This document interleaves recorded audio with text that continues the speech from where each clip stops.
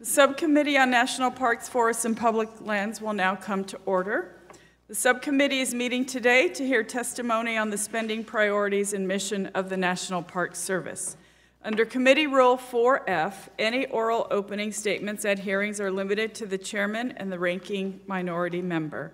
Therefore, I ask unanimous consent that all other members' opening statements be made part of the hearing record if they are submitted to the clerk by 5 p.m. today. Hearing no objection, so ordered. Thank you all for being here for the Subcommittee on National Parks, Forests, and Public Lands oversight hearing examining the spending priorities and mission of the National Park Service. Since 2010, 28 new units and 5 million acres have been added to the National Park System. In this same 9-year span, the system has seen 37 million additional visitors each year. Despite these increases, the administration has proposed a fiscal year 2020 budget with 3,500 fewer full-time equivalent employees and has requested Congress to slash funding to fiscal year 2010 funding levels. In short, the National Park Service's fiscal year 2020 budget proposed by the Department of the Interior is reckless and irresponsible. It shows a total disregard for our country's cultural and historical sites, scenic and environmental attributes, and educational and recreational opportunities. It puts our resources at risk. The proposed budget we have before us today cuts natural and cultural resource funding despite the National Park Service's 2006 management policies that have made it clear that the NPS's predominant mandate is to conserve the scenery and the natural and historic objects and the wildlife within the parks for future generations. Deputy Director Smith, just yesterday you appeared before this subcommittee to deliver the department's position on 4 public land bills.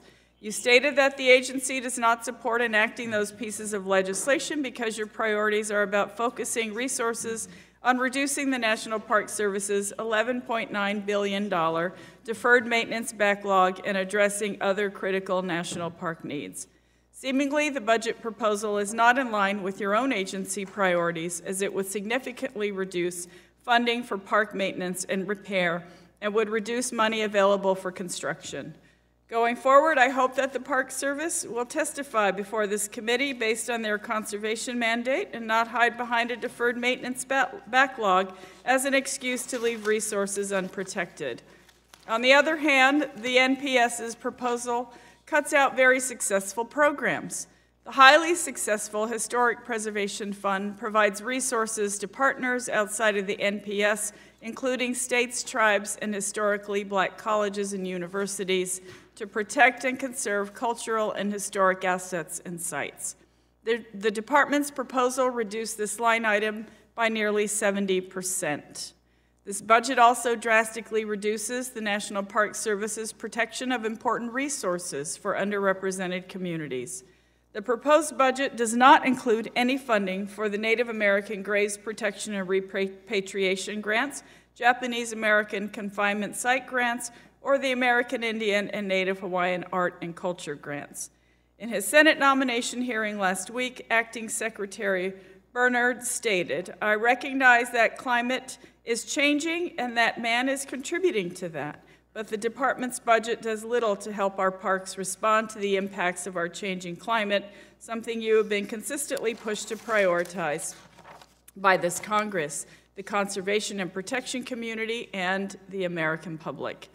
And the department proposed essentially eliminating the Land and Water Conservation Fund, a bipartisan program that is well supported by the majority of Americans, in which this Congress just provided with permanent authorization in the lands package the President signed into law. I know that members on this subcommittee have a long list of concerns with how the department is protecting our treasured park resources, and I do not believe that this budget alleviates any of those concerns. Rather, it only raises further questions about this administration's prioritization of certain uses over the health of our public lands. I look forward to having our questions answered and to hearing about how the National Park Service is managing the lands it is obligated to protect. And with that, I will recognize the ranking member for his opening statement. Thank you, Madam Chair. Today, the Subcommittee on National Parks, Forests, and Public Lands meets to review the FY 2020 budget request of the National Park Service. I'd like to thank Acting Director Dan Smith for being at the subcommittee the second day in a row. Mr. Smith, I hope the chair is validating your parking. Each year, the President submits a budget request, which functions more like a statement of administrative policy priorities for the next fiscal year. While the budget process provides valuable insight into the priorities of the administration, it is Congress's job to make spending decisions. One of the functions of the Natural Resource Committee's oversight responsibility and of budget oversight hearings is to review problem areas and make tough decisions. The National Park Service is a steward of 418 park units, 23 national scenic and national historic trails, and 60 wild scenic rivers covering roughly 84 million acres. The President's FY 2020 National Park Service budget request focuses on the core mission and responsibilities and immediate needs of the national park system. It also provides a clear commitment to protect funding in the parks and grant programs. The FY 2020 budget does not request additional funding for construction of new assets or major land acquisition projects, and instead, rightly, focuses on improving the national parks, what the National Park Service already owns. I'm supportive of this approach. The National Park Service should be focused on ensuring that our national parks are well maintained, available for outdoor recreation, and are a welcoming, safe place for the public. As my Democratic colleagues review this request from the Park Service, I hope they are prepared to address the clear opportunities for bipartisan cooperation offered by this request. One prime example of a bipartisan opportunity is the maintenance backlog plaguing the National Park Service. The National Park Service faces a deferred maintenance backlog of nearly $12 billion. To put that in perspective, it's about 4 times the size of the entire annual budget of the National Park Service. The funding structure of the National Park Service is not keeping up with the liabilities being created by Congress. This issue hits close to home for me. In Utah, we have a $219 million backlog at our national parks. Visitors come from around the world to experience these beautiful places, and this backlog can impair visitors' experiences and our services. There are efficiency and allocation issues in the National Park Service, but there is also a need for a sustained funding stream. This situation will only get worse and more expensive the longer we ignore it. Many of my colleagues worked together, including Ranking Republican Bishop and Chairman Grajava, on the Public Lands Infrastructure Bill in the 115th Congress. In the end, no bill was signed into law. Ranking Member Republican Bishop made fighting the backlog in our national parks a priority last Congress, and I hope the House Democrats will make an effort to move this bipartisan initiative forward. The administration and the Senate are willing partners and ready for our leadership. In addition to Public Lands Infrastructure Fund legislation included in the budget request, Congress must work to establish a holistic funding model for the National Park Service. This includes reviewing and adjusting recreation fees that are allocated and retained through Flurry, expanding leasing and offering new concession opportunities, increasing opportunities for private sector donations and partnerships, and providing funding for the Centennial Challenge. The Republicans on this committee are ready to do our part, and if solutions to the problem require Congress amending laws, let's do it and get to work. Thank you. I yield my time back. Thank you very much, Mr. Curtis. Now I'd like to turn to our panel. Under our committee rules, oral statements are limited to 5 minutes, but you may submit a longer statement for the record if you choose. The lights in front of you will turn yellow when there is 1 minute left and red when time is expired. And first, I would like to thank Ms. Bowren for being here today and making the time to come here to sit in front of our committee. And right now, I will recognize Mr. Dan Smith, Deputy Director of the National Park Service. You have 5 minutes, sir. Chairwoman Holland, Ranking Member Curtis, members of the subcommittee, thank you for the opportunity to appear before you on the spending priorities and mission of the National Park Service, as reflected in the fiscal year 2020 budget request. I would like to summarize my testimony and submit my entire statement for the record. I am accompanied today by Jessica Bowen, our Controller for the National Park Service. The 2020 budget emphasizes the importance of addressing the National Park Service's $11.9 billion deferred maintenance backlog, which affects nearly every park across the country. The budget includes over $796 million to address facility operations and maintenance through repair and improvement through the prioritization of projects that focus on deferred maintenance, health and safety, and resource preservation. The budget also proposes a public lands infrastructure fund for the Departments of the Interior and Agriculture, of which 70% would be for national park infrastructure repair and improvements.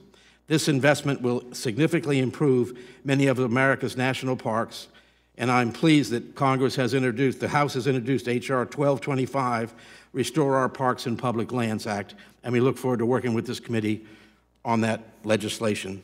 In 2018, the fourth consecutive year, recreational visitation to America's national parks exceeded 300 million.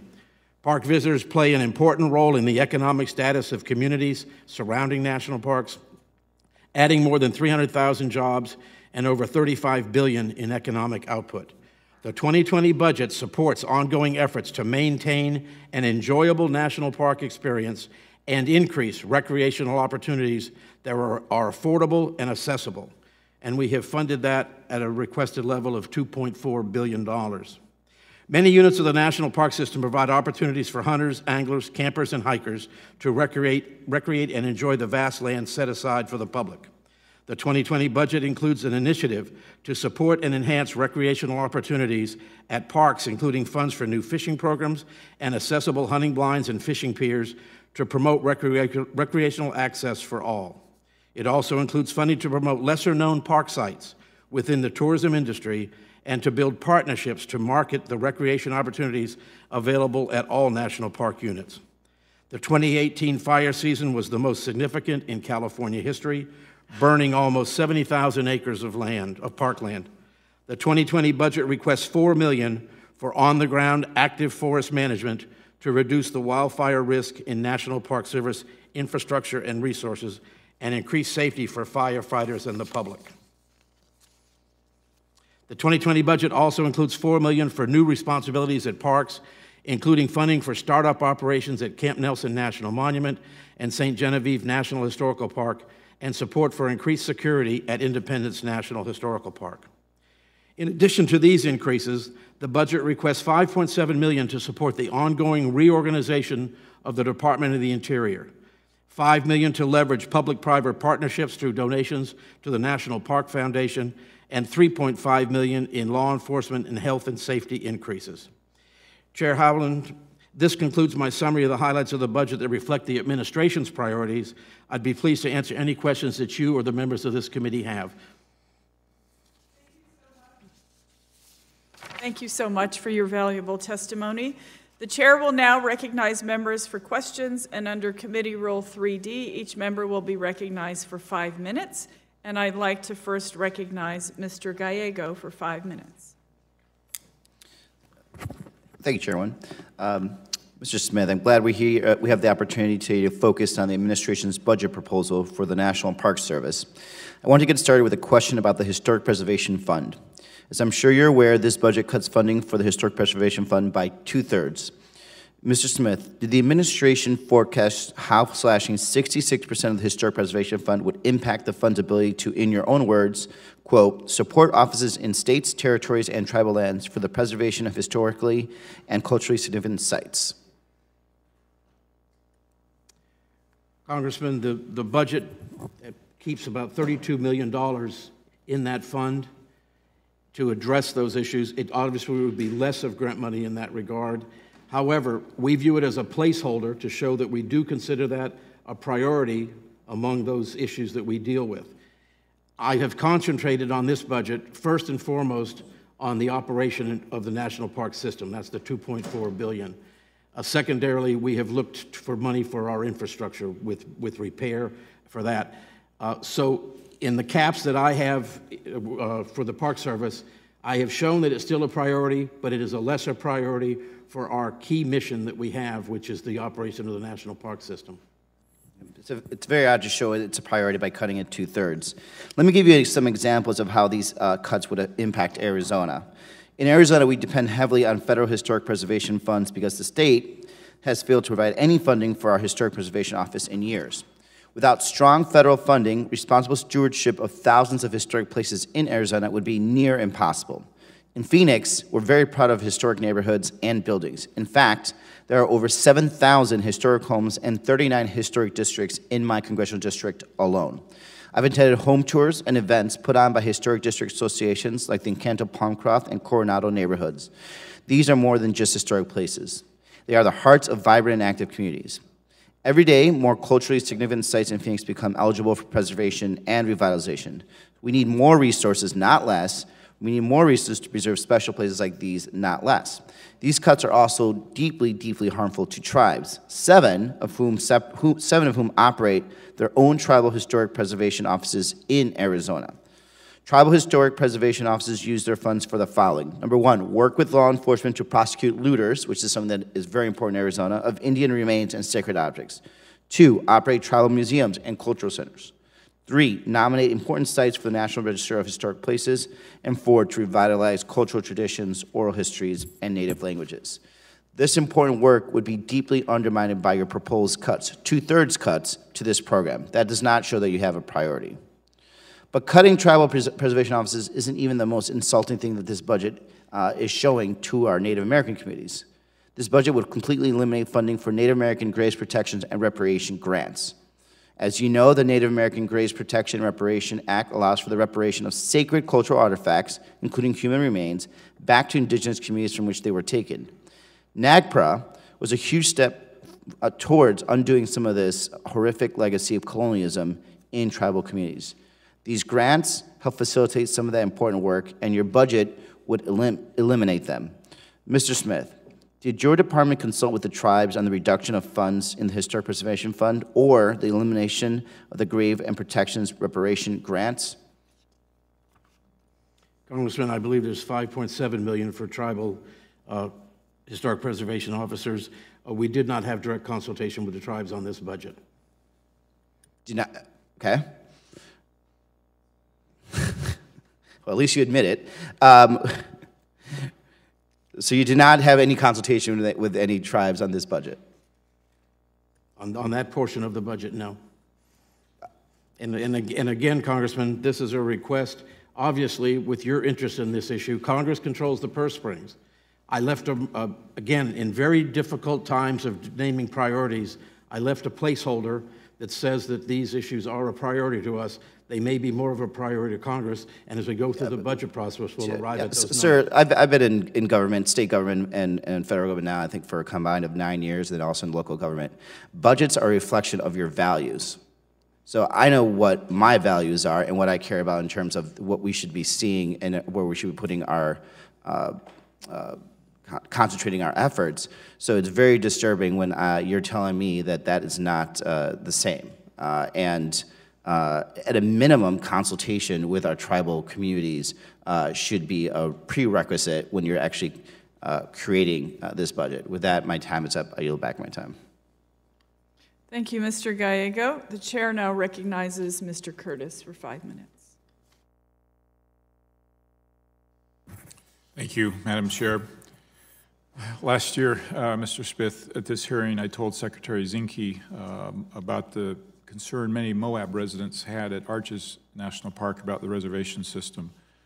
I'm very pleased that a year later that the National Park Service has taken those concerns very seriously. They've actually stepped back and they're exploring many different options there. And I'd just like to note that I feel like this is the right way to handle a situation like this, listening to people on the ground whose lives are affected. And I want to particularly thank Superintendent Kate Cannon on the ground there who does fantastic works for you. I mentioned in my opening remarks, we have this $12 billion deferred maintenance. In my district alone, we have $45 million, much of that at Arches National Park in deferred maintenance. In Utah, in total, we have $219 million in deferred maintenance. And I'd just like to use this opportunity to say I'm a strong supporter of ranking Republican bishops' legislation, Restore Our Parks and Public Lands Act. I think that has strong bipartisan support and hope that we're able to move that forward in this Congress. I don't know if you have any comments on that you'd like to make. Congressman, it's part of the President's budget that we certainly are supportive of that. landmark piece of legislation if it could be passed into law. And we'll be working with this Congress to try to achieve that goal. Great, thank you. So we frequently say we're loving our parks to death. I'm curious if you could share any innovative methods or new technologies that the Park Service is using to make our parks more sustainable. How are we enhancing our visitors' experience? And what can the administration do that doesn't require Congress to deal with this backlog? We are being loved to death. We are looking at, as you're aware at Arches, we're looking at transportation systems that can alleviate that time in the summer. We can graph the time of year and the time of day when we're overrun. We're trying to come to solutions on the ground on that in all of our major visited parks. We will continue to, we certainly do not want to turn anyone away. We're trying to make other parks known to people so that there's visitation at those rather than at the ones that people recognize all the time. We're also trying to make sure that we make many more opportunities for recreational access that we haven't had in the past that can also spread out that usage. It's an issue we deal with every day in our 419 units of the system. Thank you. While I was supportive of much of the administration's request, I think me and some of my colleagues were not pleased to see that we'd zeroed out any discretionary appropriations for the Centennial Challenge Fund, which helps us match government money with private donations.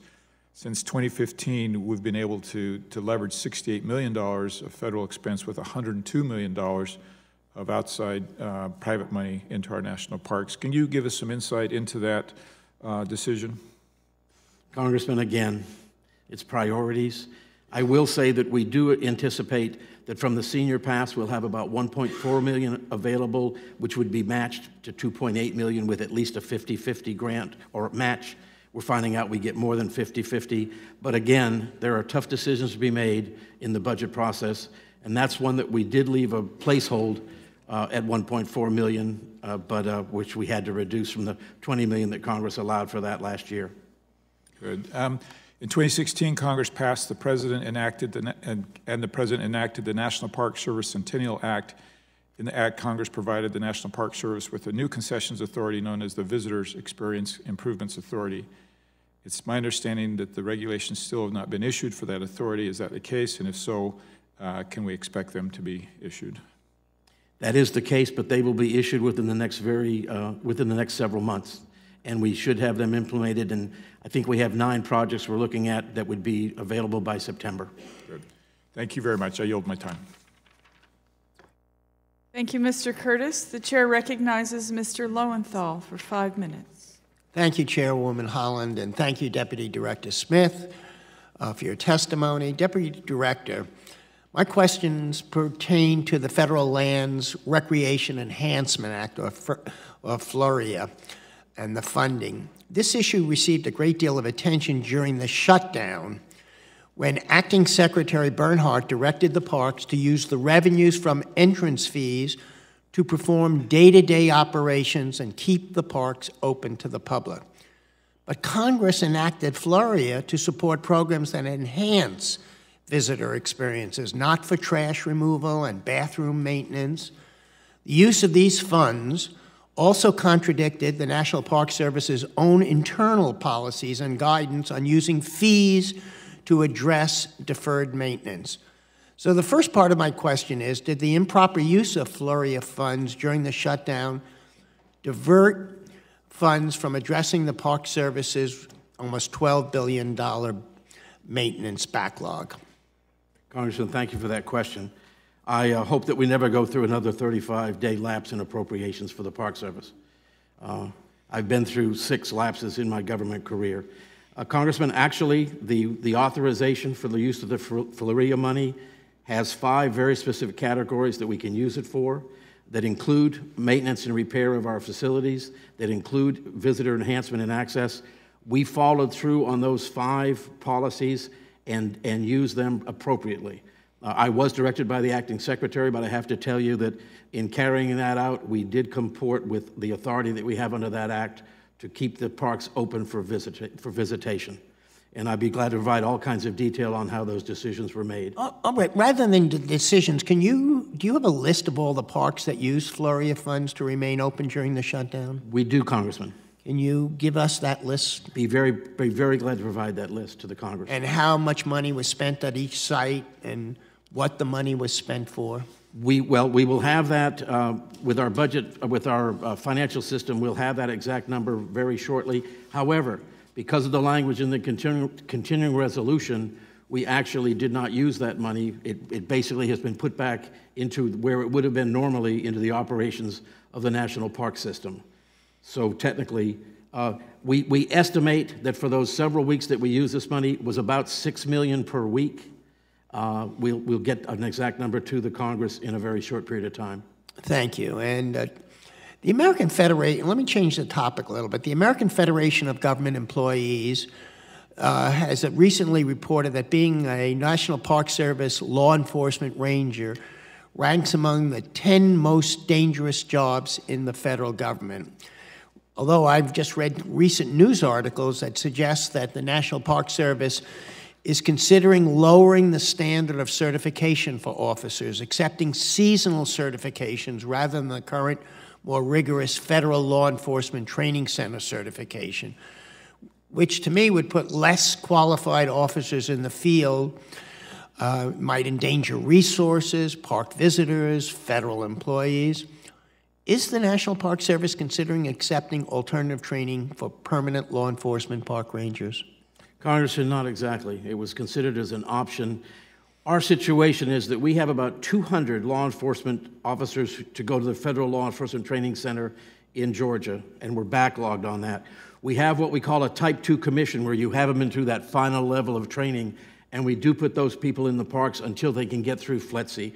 Your statement was correct. We have some of the highest trained people in the country in law enforcement, and we work to make sure that when we put those people in the field, they are trained and capable of their job. And you're saying you're going to continue to have that same training? I'm saying that we are not instituting what you're talking about, but we do have a dilemma of getting our people trained because of the backlog at the Federal Law Enforcement Training Center. And so what are you doing about it? We do have people with Type 2 commissions, and that's been a standard for many, many years. That's not a new policy.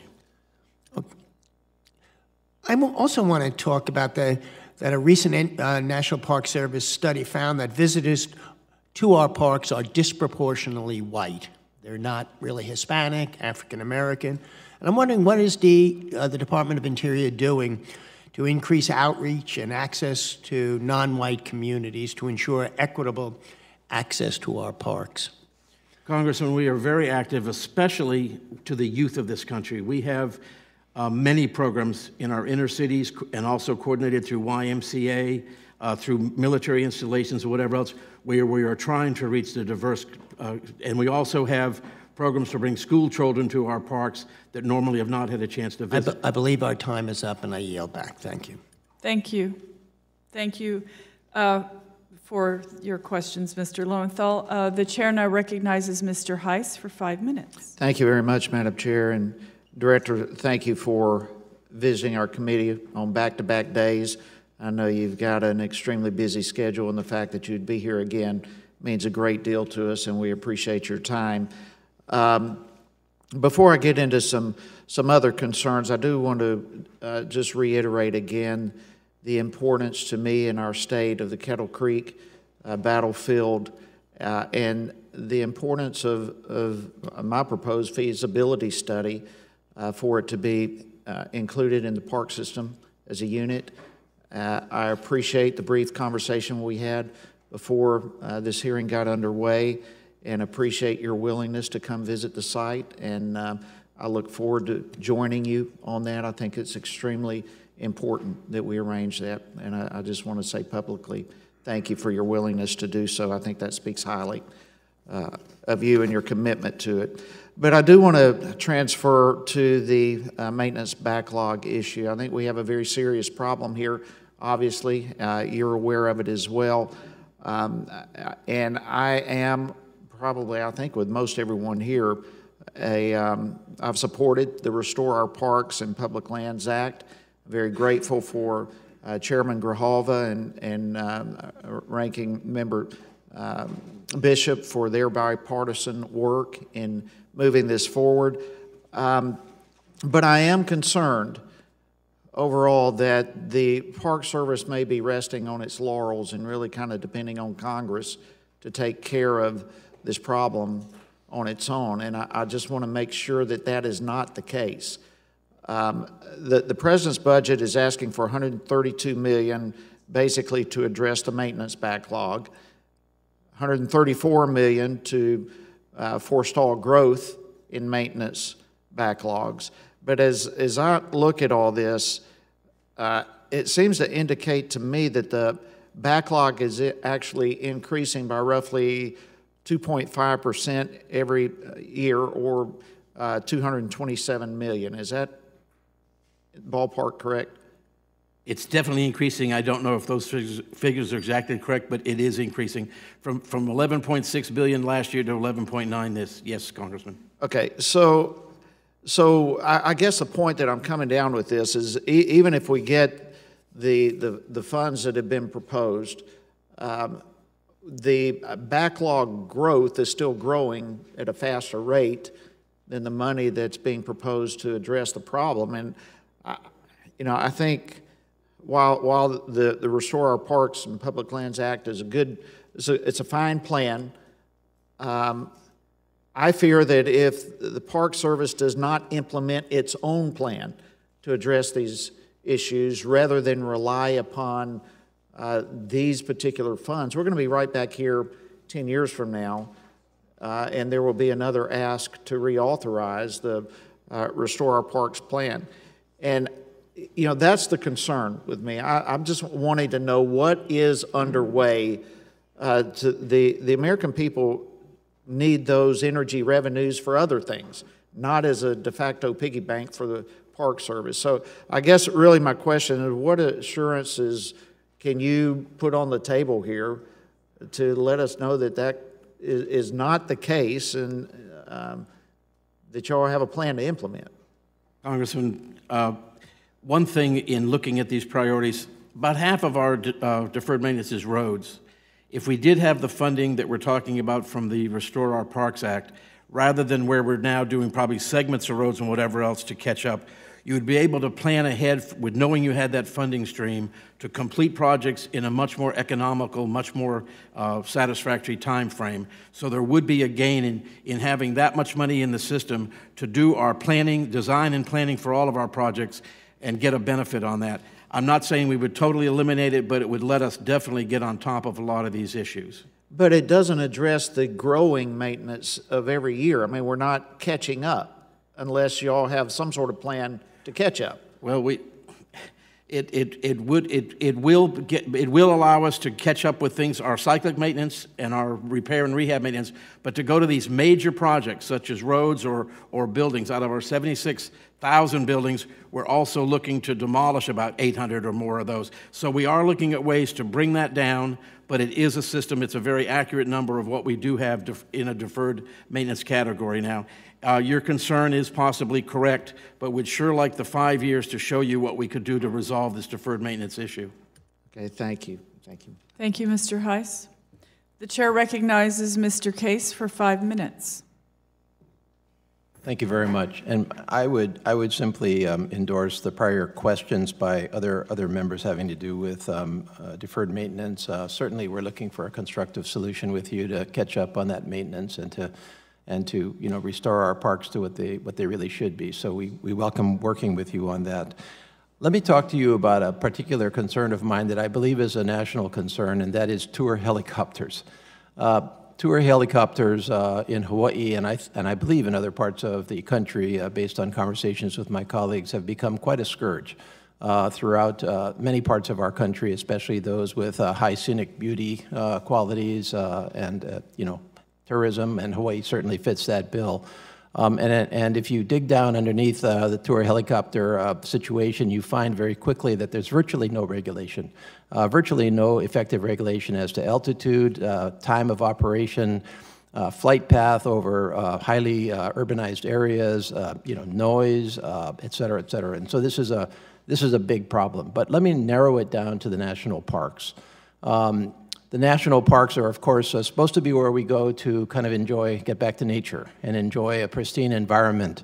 And I just find it fundamentally incompatible to be hiking out in the middle of Hawaii Volcanoes National Park and have 50 tour helicopters going over my head throughout the day. And that is, in fact, what is happening in Hawaii Volcano National Park right now. The latest stats that we know for an annualized basis show close to 16,500 overflights of Hawaii Volcano National Park, a beautiful, beautiful national park in Hawaii. Haleakala National Park, our other national park, gets 5,000 overflights a year. Now, that's no way to run a national park.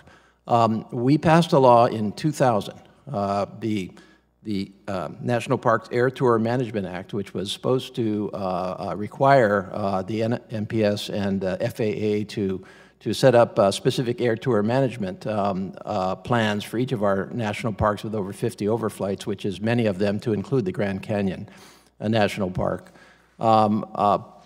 And those overflights were supposed to get back to the purpose of creating a pristine environment, at least having people have some peace and quiet in our national parks. And yet those plans, none of them has ever been adopted. We're 18 years later, 19 at this point, and this has been a real problem for me and for many others. Reports are that the tour helicopter companies are now trying to weaken some of the regulations that are in effect for other national parks, such as the Grand Canyon.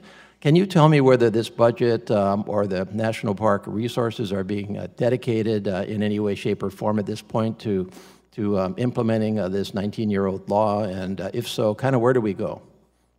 Congressman, thank you for your question. I'm aware of the issue. I was briefed on it just within the last couple of weeks. I'm aware of what happened in the Grand Canyon. I actually had some workings on that years ago, so that one is in. It is that coordination with FAA, which controls airspace. There's now a lawsuit. I dare say that's what will force action here in the near future as we try to address this issue. It's a legitimate claim that you make of that being an issue in these parks, and there will be action, I imagine, taken in the very next few years to address that. Yeah, I certainly would love to work with you on that, and we actually have a Quiet Skies caucus in this Congress which focuses on these issues. So tell me if there's an actual congressional caucus that is talking about any particular subject. You can imagine that it's a concern of more than one member. So many of us, I think, would have that concern with the national parks.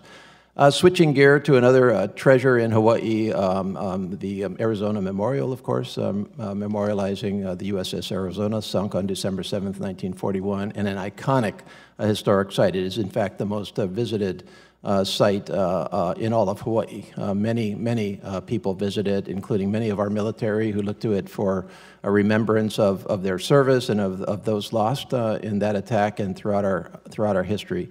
The memorial has been closed for an indefinite period of time, and the problem is the dock at the USS Arizona Memorial itself. So you take a boat out, you land on the dock, you get to visit the memorial and pay your respects.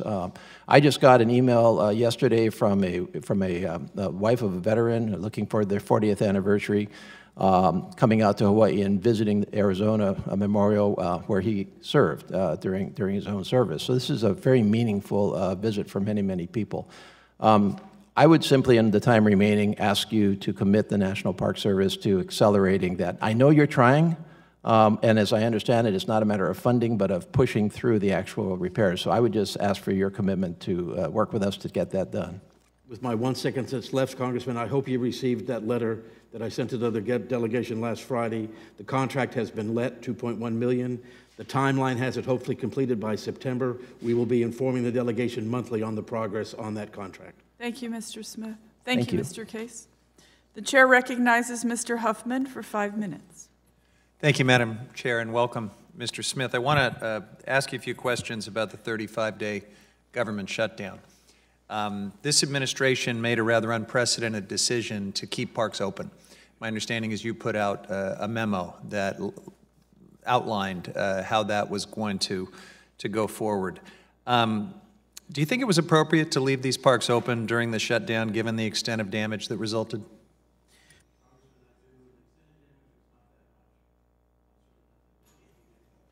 Certainly, Congressman, thank you for the question. The amount of damage in the parks, most of it's been mitigated. We made a decision, 300 of the parks stayed closed. The 100 plus or minus that we kept open are basically accessible. You can't close them. Parkways, seashores, and many of our national parks. I believe it was the right decision to be made, and I can certainly provide a lot of information to you of why I followed that direction and made that decision. Well, I saw some of that damage in parks in and near my district. We certainly read about damage in places like Joshua Tree. I'm not sure I would agree with you that it was no big deal. I personally saw overflowing trash cans, vandalism, human waste was piled up in restrooms and other places in some of our parks, to the point that some of your personnel were thinking they may need to call hazmat teams to clean them up when the government shutdown was finally ended. I don't know how some of this finally did get cleaned up, but it was a public safety and health issue. And of course, we know about the destroyed resources in Joshua Tree. You really are telling us that that's all no big deal? I'm telling you that I visited Joshua Tree after the shutdown.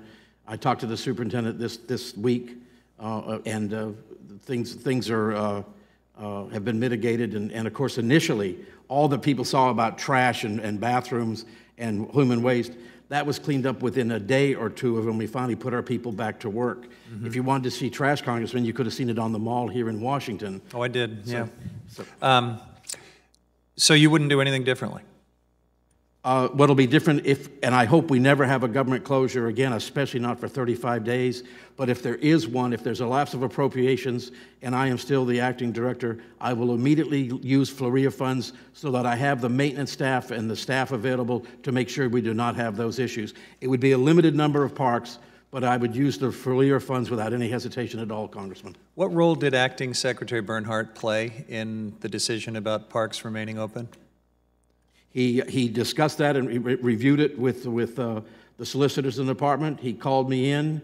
After his review, he said, we're going to use these funds. We knew that we had about $250 million available, and we started to make a plan to use those. So he did direct you to issue the memo? Yes, he directed me, but I was very glad to carry out the direction, Congressman. All right. Now, during the shutdown, Secretary Bernhardt spoke numerous times about the Park Service's dual mandate and mentioned the need to balance access and resource protection. But Congress, the courts, even the Park Service's own internal memos note that resource protection has to take primacy. So isn't it up to the service to determine that resource protection comes first, rather than suggesting that there's some co-equal balance? I mean, you're talking about suggesting that 35 days of access is of equal priority to the permanent protection of antiquities like Joshua Tree natural resources. That can't be right. Congressman, it is a difficult dual mission. As I said to you, these parks, most of the 100 or plus or minus that stayed open, are accessible anyway. They would have had people entering at some juncture. The use of Flurry would have us not have that be a problem, because we always have the law enforcement staff that's there, but we would have the additional staff to provide basic services in some of these parks. Are you at all concerned that the Park Service potentially violated the Organic Act by putting park access over park conservation? I personally am not, no, Congressman. The 35 days came at some cost. I've seen estimates that the Park Service lost $400,000 a day in entrance fees alone. We haven't even talked about quantifying the damage that we were discussing. How does the Department of Interior plan to replace all this lost revenue? Is there anything in the budget request that would make all this right? The lapse came after this budget proposal has gone forward, so there's not. And yes, certainly, those parks that we did try to keep open are usually fee-collecting parks. So obviously, there was a loss of that revenue. In other words, if I'm hearing you correctly, we fell further behind, we sustained damage, and there's nothing in the budget request to address any of that. I think I sort of understand your question. Basically, since we didn't use any of the deferred maintenance money because we did use operational money, the hole got that deeper. $252 million that was available will be used. 55% of that goes to deferred maintenance, and that number has not changed. So I may be not quite answering your question, Congressman. Thank you, Madam Chair. I yield back. Thank you, Mr. Huffman. I will recognize myself now for 5 minutes. So just continuing on the line of questioning from Mr. Huffman, with respect to the damage and other maintenance issues related to President Trump's government shutdown, has the National Park Service developed a comprehensive report of the damages that were caused during the shutdown? We have not developed that yet. We've made a request for some information from the parks. I do not have that available yet. But, okay. but we do know from contact with the parks, we had many that made public notice. We had a lot of parks that corrected immediately in the last few weeks of the lapse and do not have any sustained damage at all. Okay. Well, I would ask that when a report is produced, that the committee and the public, I believe, expect to see a copy of that report. So if you can get that to us, we'd be very grateful. Chairwoman, that will be made available. And I am not sure if the question was asked in this way, but what is the estimated value of damage to natural and cultural resources and park facilities with respect to the shutdown? Don't have an estimated dollar amount on that, but as I said, the one that made the most attention was Joshua Tree, and that consisted of 100 campsites where people lit a fire. That's all been cleared up. About 27 miles of off-road use that was not authorized. In speaking to the superintendent this week, 24 miles of that has now been mitigated. It required a slight raking out of an indent of a tire. He says he has a growing problem on ORV use there. So I don't have a number for you, Chairwoman, but we have mitigated much of what happened. And what made most of the news, trash and bathrooms, that was all cleared up within just several days of when we did provide these basic services. Thank you, Mr. Smith. My next question, President Trump has spoken frequently about his great love for the First Amendment, but it seems that this admiration does not extend to those exercising their First Amendment rights near the White House and around our city of Washington, D.C. Yesterday, this committee received a letter from a broad coalition of stakeholders from the Charles Koch Institute to the ACLU, condemning the administration's attempt to limit First Amendment protests in D.C. They voiced concerns about the National Park Service's attempt to impose cost recovery fees on those exercising free speech and about attempts to limit protest space in front of the White House. It isn't often that we see such divergent groups agree, but they were unanimous in their request that the National Park Service withdraw these proposed changes.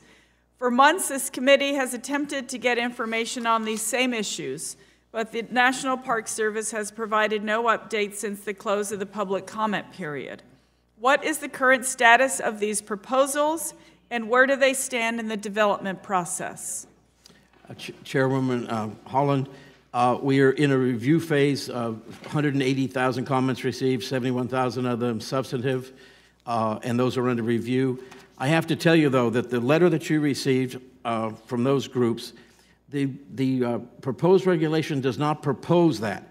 It simply asked a question of what if that were to be considered and to get public comment on it. Believe me, we got public comment on it, but it is not part of the proposed rule. It was a proposal to just ask for how people felt about trying to recoup some type of money for the unbelievable cost it is for these demonstrations. The National Mall with 750 demonstrations a year that are First Amendment, 1,500 otherwise. It's amazing what goes on in our National Mall. We're not trying to do anything to take away the First Amendment right in this country, but we do look for ways to try to manage it. But again, it was just asking for comment. It was not part of the proposed rule. I understand. So the public comment period for the proposal has been closed since October, so that's however many months, 4 or 5 months. Can you give us a date when we could expect these proposed rules to be made public? I will provide that for the record. I think that with the review that's now in the department, with the comments all there and knowing what they are, I would assume within the next 60 days, maybe 90 days, but I will get that for the record. Thank you so much. I appreciate that.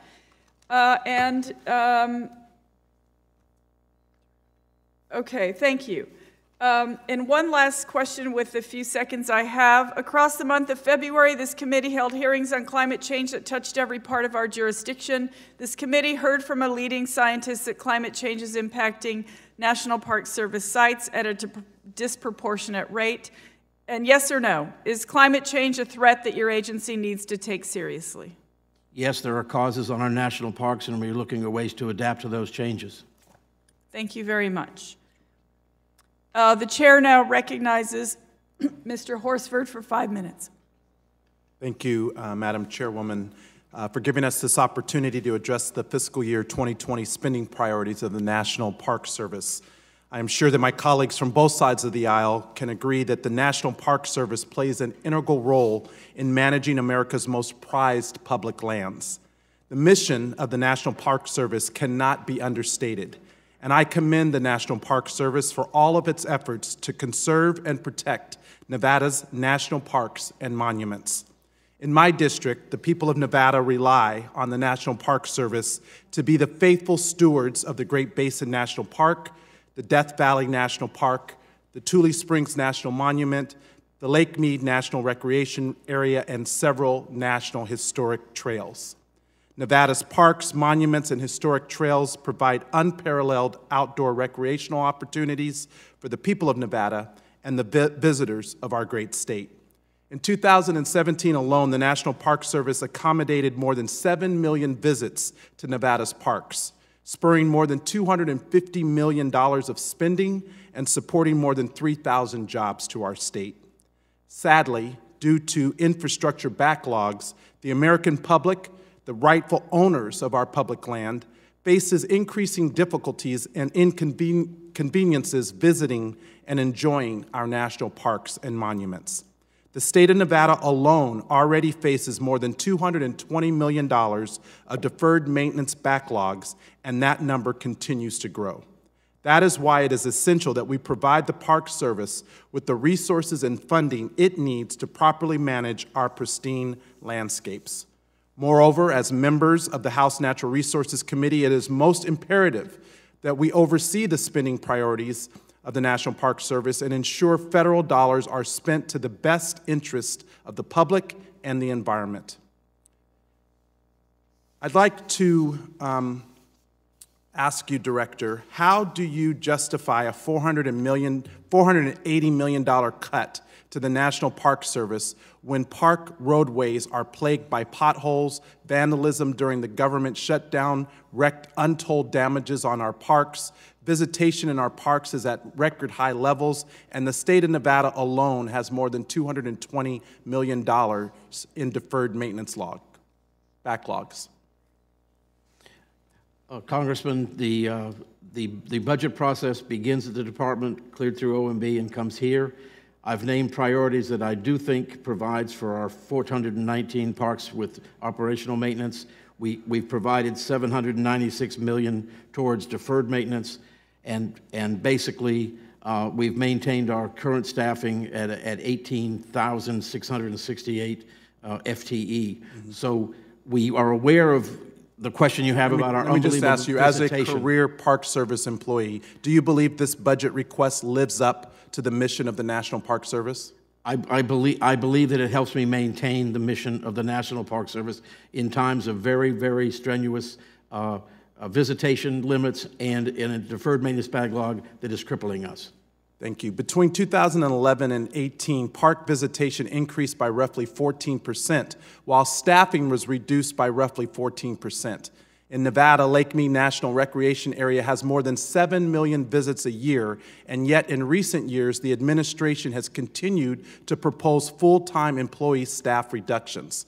Can you explain why, despite increases in park operations and visitation, staffing levels have still been falling? And let me complete my last question before my time runs out. The Tule Springs National Monument, which I helped designate in the 113th Congress, has struggled to provide the necessary resources for its visitors. The Tule Springs National Monument, 5 years later, is still waiting on funding for the construction of a visitor center to ensure park guests have the resources they need to get the most out of the new national park. What is the budget for this visitor center at Tule Springs National Monument, and how can I get a guarantee that that you are moving forward with the planning and development of the visitor center? Congressman, I'll have to provide that for the record. I'm aware there's something in the budget. I just don't have that number handy as I talk to you now. Refresh me on the first part of that question, because I did have an answer for you. Oh, The staffing levels. Yes. FTE is confusing to a lot of people.